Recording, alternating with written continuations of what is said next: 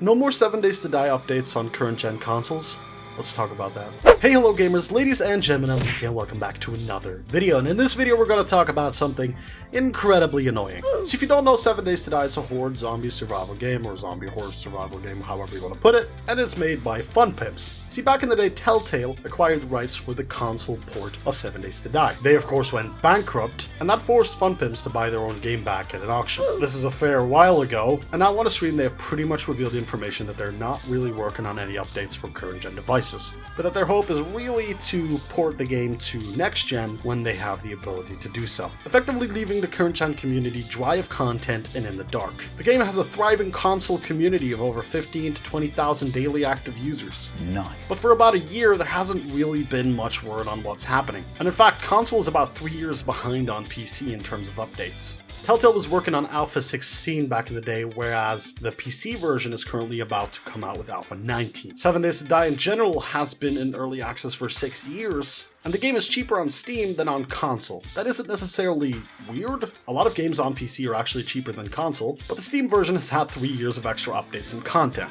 A lot of this video is based on a video made by Jay Plays Games. I'll leave his full video in the description, as my video is a lot shorter and his video is a lot more in depth, but I was moved by the fact that he exclaims that he's the only one talking about this, so even if I can only add my own voice to the debate, at least I'm doing something, whereas a ton of other people are not. So after you're done watching this video, I recommend you go and watch his. As he says in his video, PlayStation and Xbox do not charge more than Steam. Although updates have been a little bit pricier to release on console than PC in the past, if Funpimps is going to continue selling 7 Days to Die on console, they should lower its price. They are 3 years behind on content, and are absolutely overcharging a game that really hasn't received any new content in ages, and is probably never going to be finished. But as they said themselves, they're still making good sales. The game is still doing very well on console. See what happens to all the players that bought the game on console, the ones that are actively playing right now. They're not getting any more content. As Jade said, it would be 4.5 years of no content until it gets ported over to next gen. There are tons of studios that have said that you can upgrade their games from the current gen consoles to the next gens for a small fee or for free. But that doesn't seem to be on the menu here.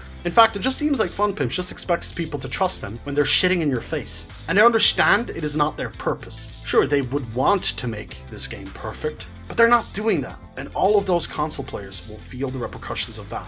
What they should be doing is sell the upgraded next-gen version for a small fee, or even better, for free.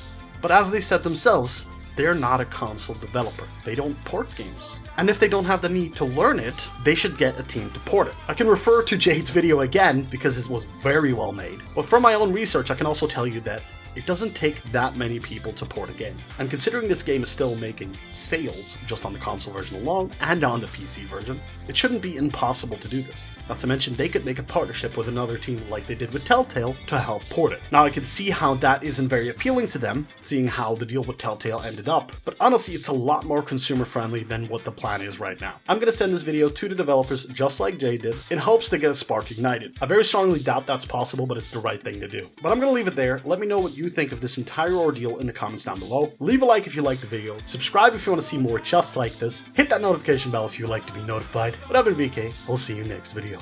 Bye!